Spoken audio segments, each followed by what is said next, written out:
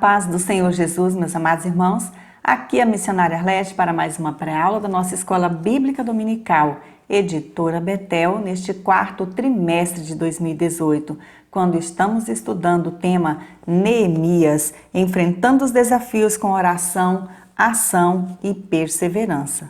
Hoje estaremos comentando a 11ª lição desta revista, cujo título é O Desafio da Reorganização Social. Mas antes de iniciarmos, como de costume, vamos buscar a direção do Espírito Santo de Deus. Senhor, nosso Deus e nosso Pai, mais uma vez estamos aqui para te agradecer por tudo que tu tens feito por nós, Senhor, e por tudo que tu vais fazer. Nós te pedimos a tua bênção, a tua direção para o estudo da tua palavra. Senhor, nós somos dependentes de ti. Quando oramos a ti, demonstramos a nossa humildade, demonstramos a nossa total dependência da tua direção para compreendermos as revelações da tua palavra. Sê tu conosco, abençoe a cada irmão, a cada irmã que está comigo agora neste estudo, para que possamos juntos aprendermos mais e mais de ti. Em nome de Jesus. Amém. Eu quero aqui agradecer mais uma vez a você, meu amado irmão e irmã em Cristo, que tem participado conosco aqui neste canal. A você que tem comentado, que tem aqui deixado o seu like, muito obrigada. Lembre-se, quanto mais likes esse vídeo receber, mais o YouTube o divulgará e o fará chegar a muitas outras pessoas. Além da sua oração em nosso favor, essa é a melhor forma de nos ajudar a continuarmos com este trabalho. Compartilhe este vídeo também com outros irmãos. O nosso objetivo é levar até você um subsídio a mais para a sua escola bíblica dominical e juntos aprendermos um pouquinho mais da palavra de Deus. E se você ainda não é inscrito neste canal, faça isso agora. Inscreva-se, ative as notificações e participe conosco para a honra e glória do nosso Deus. Lição 11. O desafio da reorganização social. O texto áureo de hoje encontra-se em Neemias, capítulo de número 11 e o versículo 2, e diz assim a palavra do Senhor. E o povo bendisse a todos os homens que voluntariamente se ofereciam para habitar em Jerusalém. A verdade aplicada de hoje nos diz que todos os que trabalham na obra de Deus são importantes, desde os que fazem as tarefas mais simples aos que estão na linha de frente. Os textos de referência encontram-se no livro de Neemias, capítulo de número 11, o versículo 1, 2 e 3. E assim diz a palavra do Senhor. E os príncipes do povo habitaram em Jerusalém, mas o resto do povo lançou sortes para tirar 1 de 10, que habitasse na santa cidade de Jerusalém e as 9 partes nas outras cidades. E o povo bendisse a todos os homens que voluntariamente se ofereciam para habitar em Jerusalém. E estes são os chefes da província que habitaram em Jerusalém. Porém, nas cidades de Judá, habitou cada um na sua possessão, nas suas cidades, a saber, Israel, os sacerdotes e os levitas, e os netinins, e os filhos dos servos de Salomão. O primeiro objetivo desta lição é extrair exemplos de fé nas atitudes de Neemias. No capítulo 11 de Neemias, encontramos a continuação do trabalho de reconstrução de Jerusalém, só que agora no seu âmbito social. O homem é um ser social por natureza e a sua convivência em sociedade é necessária, pois só assim é possível a formação de sua personalidade e a criação da sua própria história. Após ter sido concluída a reforma dos muros e portas da Santa Cidade, esta continuava pouco habitada e, consequentemente, vulnerável aos ataques inimigos. Depois de ter havido um renovo espiritual entre os judeus, surgiu então a necessidade de uma reorganização social, um repovoamento daquela cidade com o objetivo de fortalecê-la e livrá-la de ser novamente tomada pelos inimigos em caso de ataque. Os príncipes, líderes do povo, continuavam morando em Jerusalém, porém a maioria do povo vivia nas cidades e nos vilarejos afastados. Em caso de ataque, Jerusalém seria um lugar especialmente perigoso para se viver. Um fazendeiro que vivesse razoavelmente perto da cidade, talvez tivesse seus campos saqueados e seu gado roubado, mas ele e sua família poderiam, com toda a probabilidade, escapar com vida, apenas escondendo-se dos invasores. De modo semelhante, as pessoas que viviam em vilas por perto poderiam esconder-se nas montanhas, tão logo chegasse um bando de assaltantes à vizinhança. Mas não era assim em Jerusalém. A capital era ponto estratégico no momento de um ataque. As fortificações exigiam guarda constante e isto colocava responsabilidades adicionais sobre os cidadãos que ali viviam. Assim sendo, a decisão de como efetuar a renovação urbana vem do próprio povo. Alguns dos judeus, agora mais cônscios do que nunca de sua herança espiritual, oferecem-se para mudar para a cidade. Esta é uma marca de patriotismo, como também de abnegação. O segundo passo para repovoar a cidade é uma ação pública.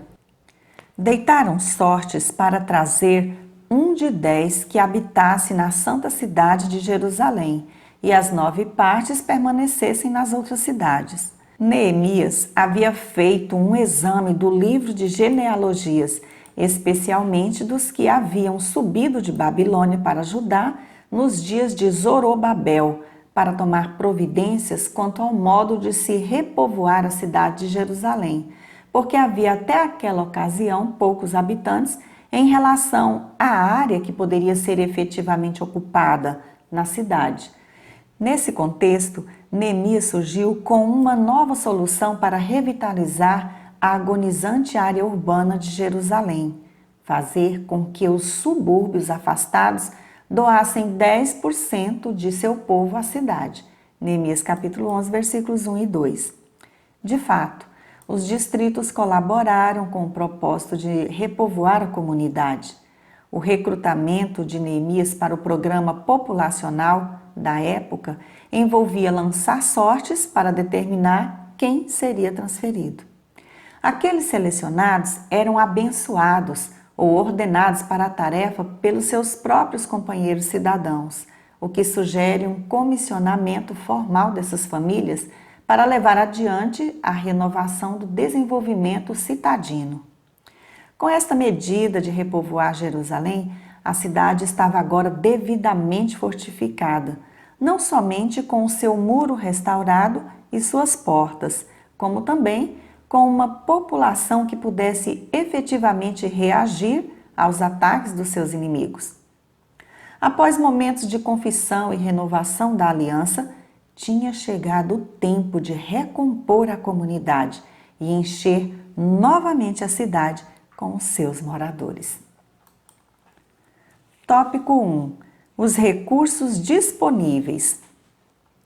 Como um bom líder que era, Neemias percebeu que Jerusalém seria um local mais seguro se fosse mais adequadamente habitado, pois nesse momento havia ainda poucos moradores e as casas não tinham sido totalmente reconstruídas, conforme o capítulo 7 e o versículo 4.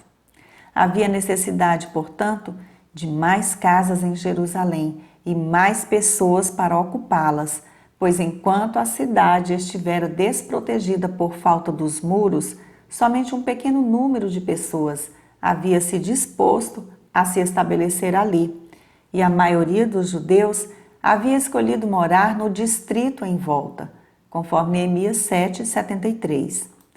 A decisão de Neemias, portanto, foi tentar encorajar alguns deles a estabelecer residência dentro da cidade. O comentarista afirma neste tópico que ele não demonstrou o menor embaraço diante dos muitos problemas enfrentados. Em Neemias capítulo 7, o versículo 5, ele atribuiu ao Senhor a ideia de um censo que apresentaria a distribuição populacional, caso se fizesse necessária uma intervenção planejada.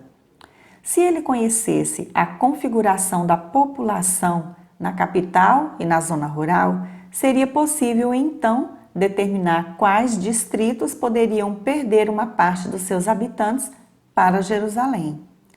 Neemias descobriu uma lista registrada por famílias dos nomes do povo judeu que com Zorobabel voltou da Pérsia para Judá em 536 a.C.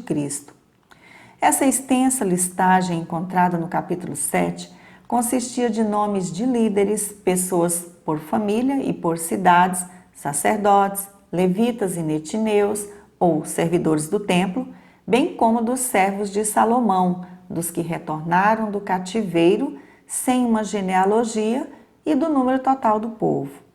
Os dados obtidos por meio do censo foram recursos importantíssimos para a tomada de decisão quanto à reorganização social de Jerusalém.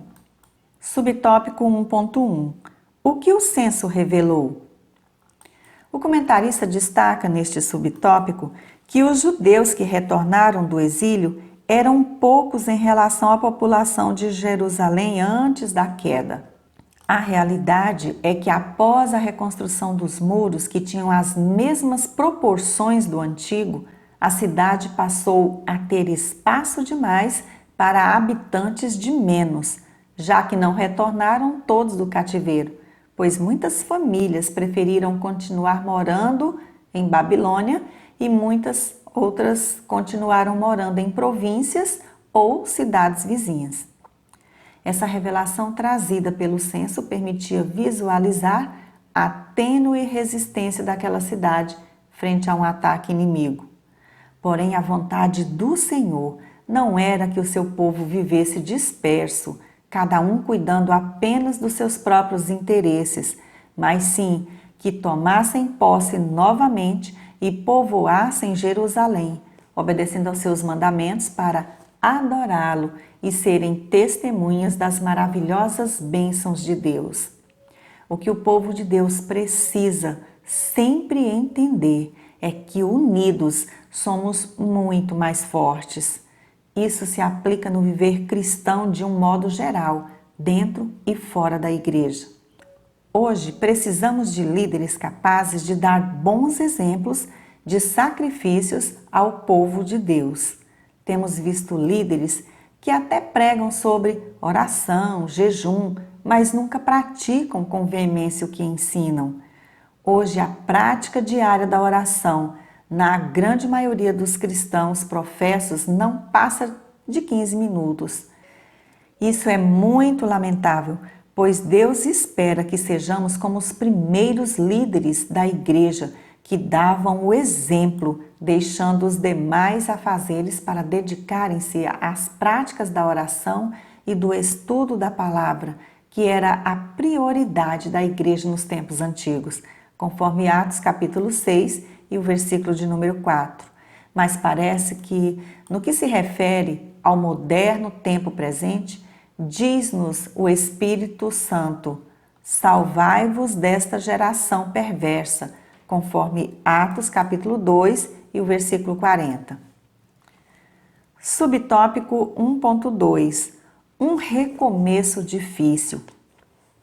Apesar dos judeus reconhecerem Jerusalém como a santa cidade por ter sido ali edificado o templo para adoração ao Senhor e serem conhecedores das promessas de Deus a respeito daquela cidade e do seu povo, a maioria deles não viam atrativos para edificar suas casas dentro dos seus muros, porque temiam pela sua segurança ou não estavam dispostos a sair de sua zona de conforto. O interessante aqui é ver que, apesar das dificuldades que surgiam em cada etapa da grande obra de reconstrução, agora social, Neemias também não se desanimou, não perdeu a fé e não se deixou abater. Pelo contrário, ele buscou estratégias adequadas para vencer cada dificuldade encontrada. Muitas vezes, após vencermos grandes obstáculos, temos a tendência de desanimarmos diante de um probleminha qualquer nos esquecendo de praticarmos a perseverança. Para resolver os problemas emergentes de repovoar Jerusalém, Neemias lançou sortes, conforme consta no capítulo 11 e o versículo 1, para determinar quais dos remanescentes teriam que mudar para essa cidade. A Bíblia não é clara quanto à forma com que se fazia esse tipo de sorteio, porém a sugestão mais comum é que se marcavam pedras e as colocavam em um vaso ou urna, no colo ou embrulhadas em uma peça de roupa. Então sacudiam-nas e retiravam dentre elas uma pedra. Há vários registros nas Escrituras relacionados a lançar sortes, como para determinar qual bode deveria ser sacrificado no dia do perdão, conforme Levítico 16, 7 ao 19, para dividir a terra entre as tribos de Israel, conforme Números 26, 55, para decretar quem havia cometido um crime, conforme Josué capítulo 7, versículos 14 ao 18, Jonas capítulo 1, versículo 7, para decidir quem deveria ir para a guerra, conforme Juízes capítulo 20, versículo 9, para determinar quem deveria ser o primeiro rei de Israel, conforme 1 a Samuel capítulo 10, versículos 20 ao 21, quem havia ofendido a Deus, conforme 1 Samuel, capítulo 14, versículos 41 a 42, quem serviria no templo, conforme 1º livro de Crônicas, capítulo 24, versículo 5,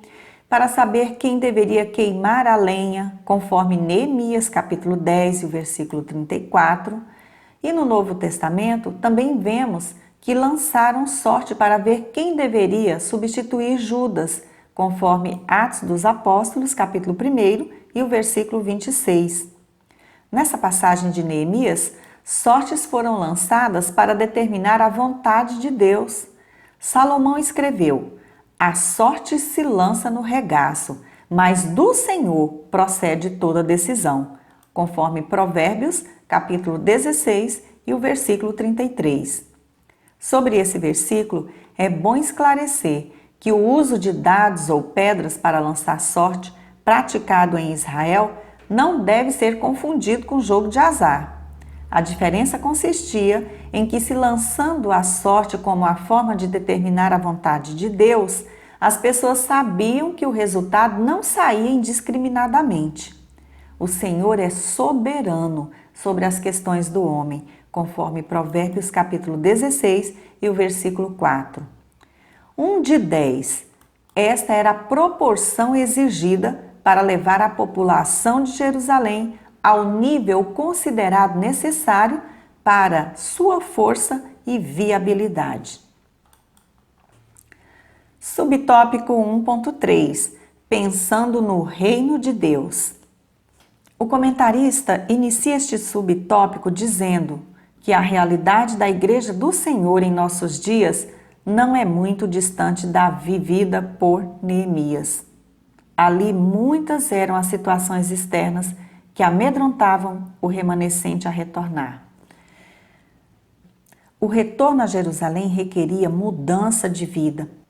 É bem provável também que muitos deles talvez não quisessem morar na cidade porque, primeiro, não queriam sofrer o preconceito religioso por parte dos não-judeus. Segundo, mudar-se para a cidade envolvia reconstruir suas casas e restabelecer seus empreendimentos, sendo necessário investir tempo e dinheiro. Terceiro, viver em Jerusalém requeria obediência estrita à palavra de Deus, por causa da maior pressão social e da proximidade do templo.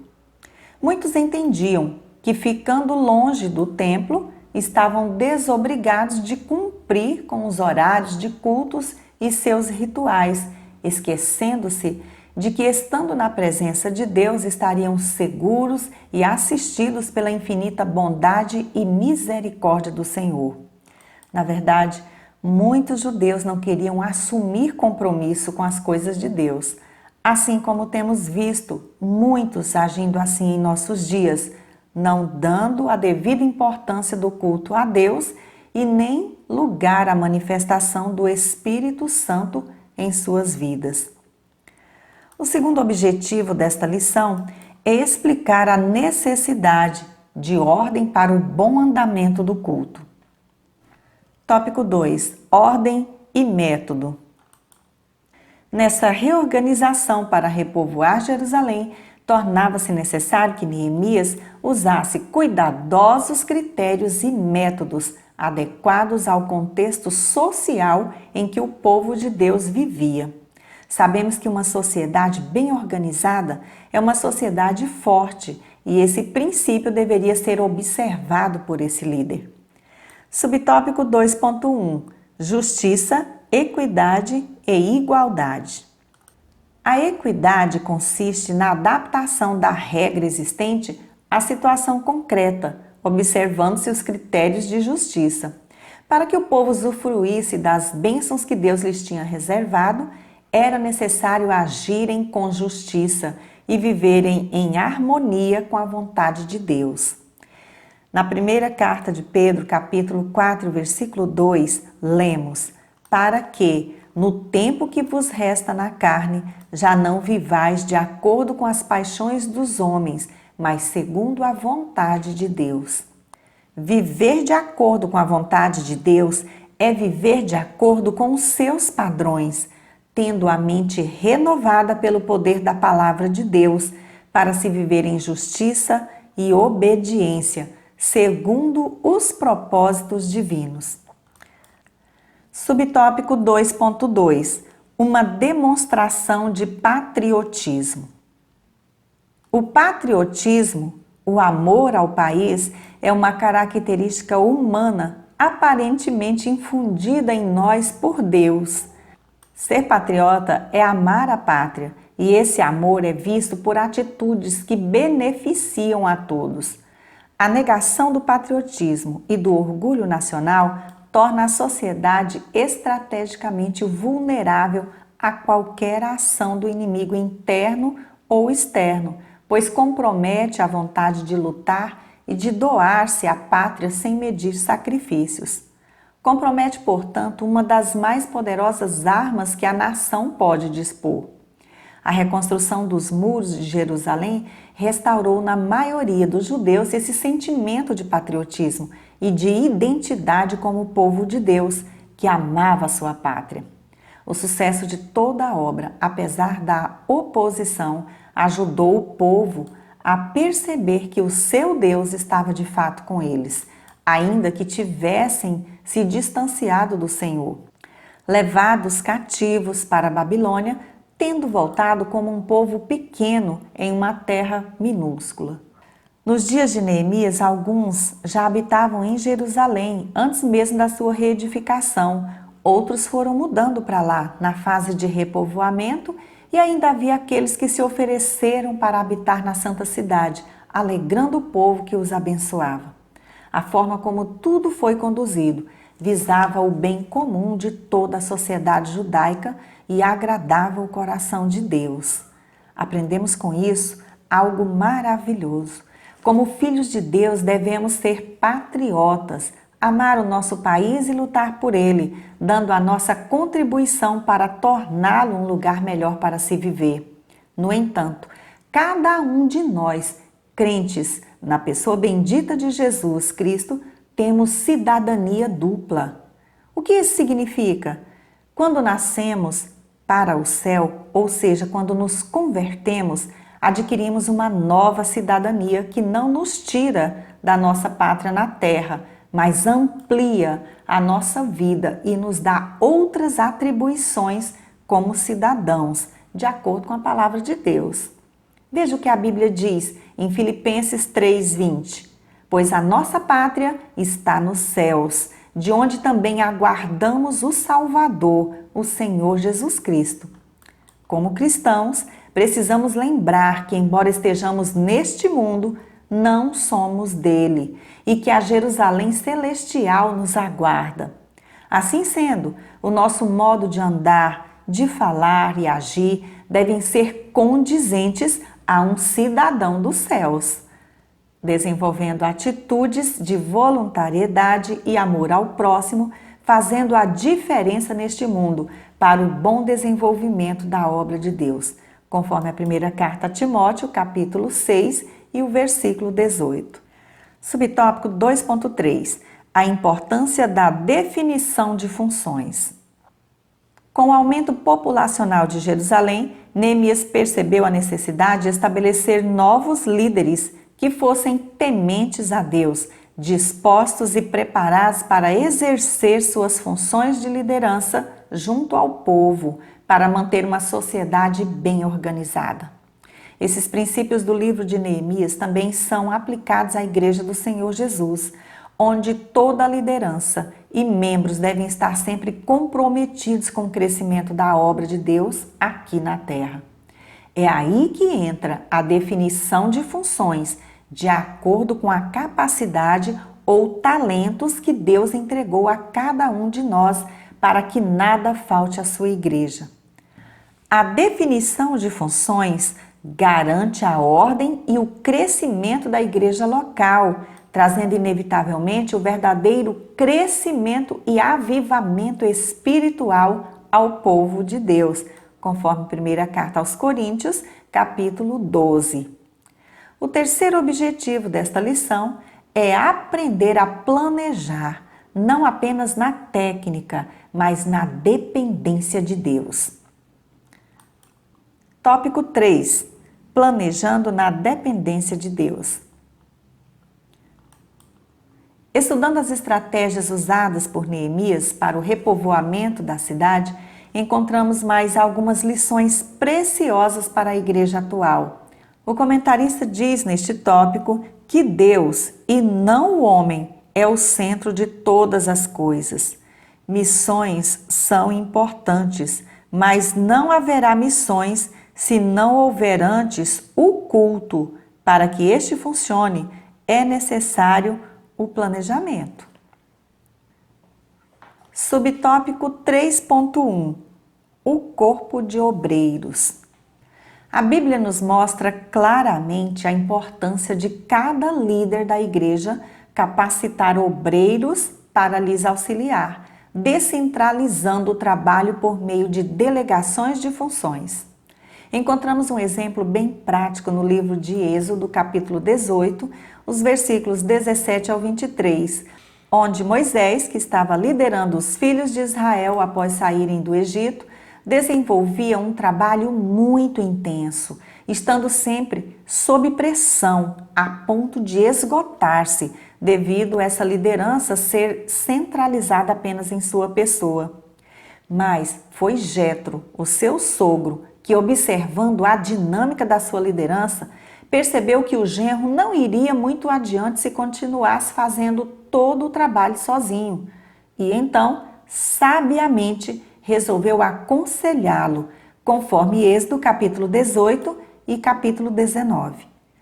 Orientou que, primeiro, Moisés deveria ensinar ao povo as ordenanças e leis para que pudessem entender o caminho em que deveriam andar e a obra que deveriam fazer. Êxodo capítulo 18, versículos 17 ao 23. Depois, constituísse líderes que o auxiliassem na tarefa divina. Neemias, com muita sabedoria, também soube descentralizar o serviço e orientar devidamente os novos líderes para lhe auxiliar.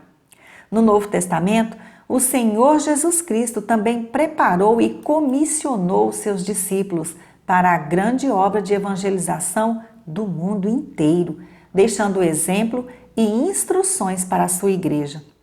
Os apóstolos também seguiram o exemplo do Mestre amado e deixaram claras instruções que devem ser ensinadas e praticadas pela igreja em todo o tempo. Alguns exemplos práticos são citados neste subtópico da nossa revista. Temos que entender que o líder espiritual nunca deve ficar sem formar novos líderes, para não cair no erro de não ter quem venha lhe suceder, como aconteceu no tempo de Josué. O povo, após a morte de Josué, começou a andar segundo seus próprios caminhos, porque não havia mais uma liderança forte que os instruísse, que os guiasse pelos caminhos do Senhor. Cada pastor, cada líder de cada departamento tem sempre que ter isso em mente.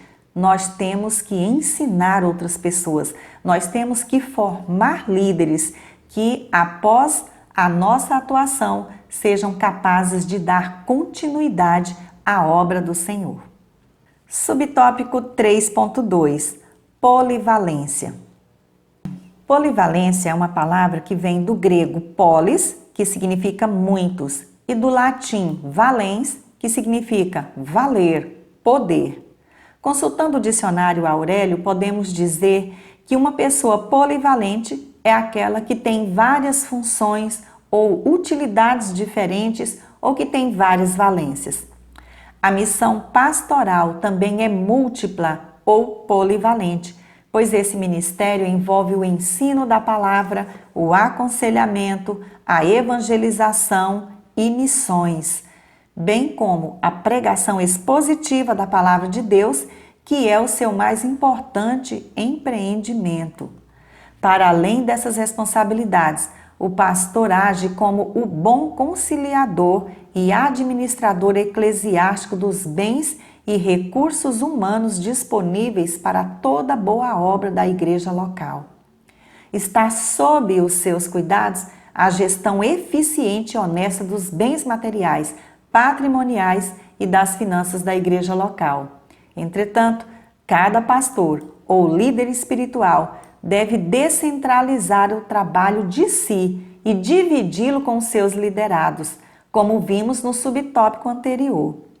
Quando falamos sobre a polivalência de um obreiro, entendemos ser este capacitado por Deus para mais de uma função, lembrando que todos nós, independentemente de sermos obreiros ou não, devemos transmitir a palavra de Cristo, de acordo com o dom que há em nós. Essa capacidade polivalente que o Senhor entregou a cada um de nós nos dá a condição necessária para desenvolvermos vários talentos dentro da obra de Deus. Isso não significa que cada um de nós deva se sobrecarregar com muitas atribuições dentro da nossa igreja local, mas sim que cada um de nós, ao recebermos uma comissão, devemos fazê-la com excelência. É melhor nós desenvolvermos uma só função dentro da casa de Deus com excelência do que pegarmos várias funções e acabar desenvolvendo-as relaxadamente. A obra do Senhor deve ser feita com excelente padrão de qualidade, porque Deus não aceita nada além da excelência do serviço que prestamos na sua obra. Não se faz a obra de Deus relaxadamente e nós temos que ter isso em mente ao lembrarmos da polivalência. Se temos a capacidade e condições de fazermos várias coisas ao mesmo tempo dentro da casa do Senhor, façamos. Caso não tenhamos, que priorizemos aquilo que conseguimos fazer com excelência para o Senhor. Subtópico 3.3: Outras tarefas. O comentarista destaca neste subtópico alguns obreiros com tarefas distintas, como os porteiros, os auxiliares ou cooperadores, os cantores, que em alguns casos, devido à falta de conhecimento quanto à importância do seu trabalho, não sabem valorizá-lo adequadamente, o que pode prejudicar seriamente a obra de Deus. Em Efésios capítulo 4, ao falar sobre a necessidade de unidade entre os irmãos, o apóstolo Paulo compara a igreja como um organismo vivo, ou corpo, que tendo muitas partes, cada uma ocupa o seu lugar e tem a sua função, cooperando juntas em harmonia. Seu princípio básico é o amor, conforme o versículo 16, ao passo que o próprio Jesus Cristo é a sua cabeça e força motriz. A igreja precisa entender hoje que todas as tarefas são importantes dentro da casa do Senhor, desde a recepção das pessoas pelo porteiro, aos que são responsáveis pelo som, a limpeza, o louvor, a pregação e o ensino da palavra de Deus e demais funções. Todas elas colaboram para a realização da obra de Deus. E seja qual for a tarefa que desempenhamos, esta deve ser feita com excelência para a glória de Deus. Para concluir, ao desviar-se dos preceitos de Deus, a situação tornou-se deplorável. A reconstrução das muralhas e tudo o que se seguiu mostra-nos que a obra do Senhor vive em dinamismo e sob seus fiéis cuidados. Esta lição nos mostrou que sempre haverá uma etapa a se concluir. Sejamos, pois, firmes, constantes e abundantes. Vimos neste capítulo 11 de Neemias que com a reorganização social de Jerusalém, uma 10ª parte da população foi trazida para a cidade a fim de habitar ali e foram organizados o culto no templo e o governo civil. Que Deus, em Cristo Jesus, abençoe grandemente a sua aula. Quero lembrar a você, professor da Escola Bíblica Dominical, que nos assiste agora, que no blog revistaebd.com continuamos disponibilizando os slides editáveis de cada lição semanalmente, onde você pode personalizar de acordo com o roteiro de aula que você preparou para a sua classe. Temos também os 3 hinos sugeridos pela revista e mais comentários. Continue conosco, ore por nós, pelo nosso trabalho. E se você ainda não é inscrito neste canal, faça isso agora. Inscreva-se, ative o sininho para receber as notificações. Deixe aqui o seu like, o seu comentário, a sua colaboração para o estudo desta semana. Fique na graça e na paz do nosso Senhor e Salvador Jesus Cristo. E até a nossa próxima pré-aula, se Deus assim nos permitir.